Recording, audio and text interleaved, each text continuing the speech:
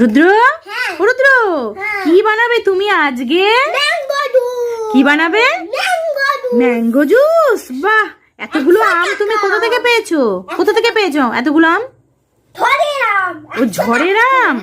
ও 100 টাকা করে জুস। ও বাহ, সুন্দর করে সাজিয়েওছো তো তুমি দোকানটা। বাবা, ওই গাছ। আমাকে তাহলে 100 টাকার আমের জুস দাও। অবশ্যই আমের বিউলিতে দিয়ে দিলাম, প্রথমে চিনিটা দিয়ে দিলাম, নুনটা দিয়ে দিলাম, বরফ টেবিলে দিয়ে দিলাম, এবারে ঘুরিয়ে দিলাম আমের পিউরিটা। আমের জুসটা রেডি হয়ে গেছে। নাও, আমের জুস রেডি হয়ে গেছে।